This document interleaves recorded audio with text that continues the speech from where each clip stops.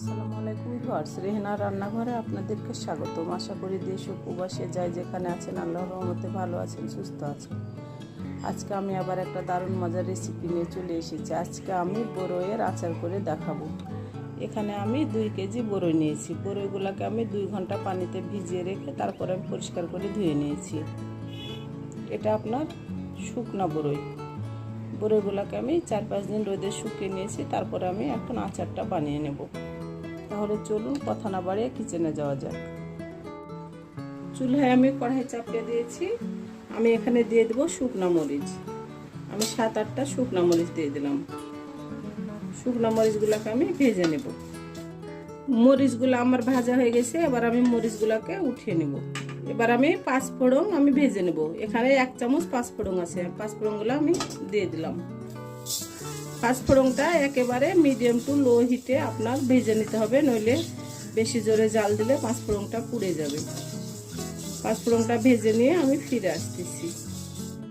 5 ফোড়নটা আমার ভাজা হয়ে গেছে। এবার আমি গ্যাসটা অফ করে দেব। 5 ফোড়ন আর শুকনা মরিচটা আমি ভেজে উঠিয়ে নিয়েছি। এবার 5 ফোড়ন আর শুকনা মরিচটাকে আমি ব্লেন্ড করে নেব। আমি এবার এখানে বরইগুলা দিয়ে দেব। বরইগুলো আমার দেওয়া হয়ে গেছে। এবার আমি পানি দিয়ে দেব। গ্যাসটা আমি অন করে দিয়েছি। এবার আমি দিয়ে দেব স্বাদ অনুযায়ী লবণ। আমি এবার ঢাকনা দিয়ে ঢেকে আমি বরইগুলোকে সিদ্ধ করে নেব। আমি এবার ঢাকনাটা উঠিয়ে নেব। বরইগুলো আমার সিদ্ধ হয়ে গেছে। আমি এবার বরইগুলোকে উঠিয়ে নেব। বরইগুলো খুব সুন্দরভাবে সিদ্ধ হয়ে গেছে। আমি এবার গ্যাসটা অফ করে দেব। আমি এবার বরইগুলোকে উঠিয়ে নেব। গ্যাসটা আমি অন করে দেব। আমি এবার দিয়ে দেব তেল। আমরা যেহেতু আচার করছি আমাদেরকে অবশ্যই সরিষার তেলটা ব্যবহার করতে হবে। আমি এখানে দিয়ে দিলাম 1 কাপ সরিষার তেল।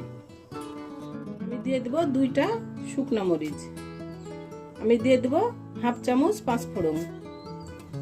আমি দিয়ে দেব একটা বড় রসুনের কোয়া। রসুন আর মরিচটাকে আমি ব্রাউন কালার করে ভেজে নেব। রসুন আর মরিচটা আমার ব্রাউন কালার হয়ে গেছে। আমরা যেহেতু সরিষা তেল ব্যবহার করছি সেজন্য বোঝা যাচ্ছে না। আমি এবার বরইগুলা দিয়ে দিলাম। আমি এবার দিয়ে দেব চিনি। মিষ্টিটা আপনার যার যার ইচ্ছা। কেউ বেশি মিষ্টি খেতে পছন্দ করেন, আবার কেউ টক ঝাল মিষ্টি খেতে পছন্দ করেন। আমি এখানে 1 কাপ চিনি ব্যবহার করলাম। আমি এবার ভালো করে নেড়ে চেড়ে নেব।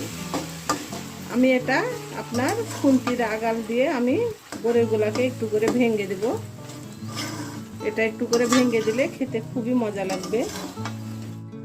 আমরা যে মশলাটা ভেজে রেখেছিলাম 5 ফোড়ন আর শুকনো মরিচ আমি দিয়ে দিলাম। সম্পূর্ণটাই আমি দিয়ে দিলাম। এবার আমি ভালো করে আবারও নেড়ে চেড়ে নেব। আমরা সিদ্ধ করার সময় লবণ ব্যবহার করেছিলাম, এখন আমি আর লবণ ব্যবহার করব না। আমি এবার আচারটা করে নিয়ে একেবারে ফিরে আসতেছি। আমি টক ঝাল মিষ্টি বরইয়ের আচার করলাম। আমার রেসিপিগুলো যদি ভালো লাগে তাহলে আমার ভিডিওগুলো দেখার অনুরোধ রইল। যদি ফেসবুক থেকে দেখেন তাহলে অবশ্যই একটা ফলো দিয়ে দিন।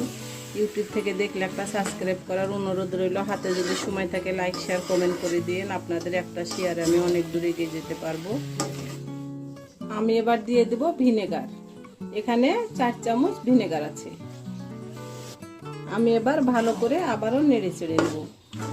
ভিনেগারটা দিলে আচারটা অনেক দিন থাকবে এবং আচারে আপনার ফাঙ্গাস পড়বে না।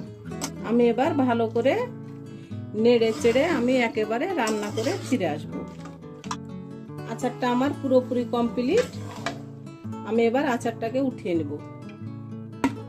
উঠিয়ে নিয়ে আপনাদেরকে আমি পরিবেশন করে দেখাচ্ছি। আমার পরিবেশন করা, আশা করি আমার রেসিপিটা অবশ্যই ভালো লাগবে। যদি ভালো লাগে তাহলে আমার চ্যানেলটিতে লাইক করবেন, শেয়ার করতে ভুলবেন না। বেশি বেশি করে সাবস্ক্রাইব করার অনুরোধ রইল। তাহলে আজকের মতো এখানে বিদায়। আবার অন্য কোনো রেসিপি নিয়ে আসবো। সবাই ভালো থাকবেন। আল্লাহ হাফেজ।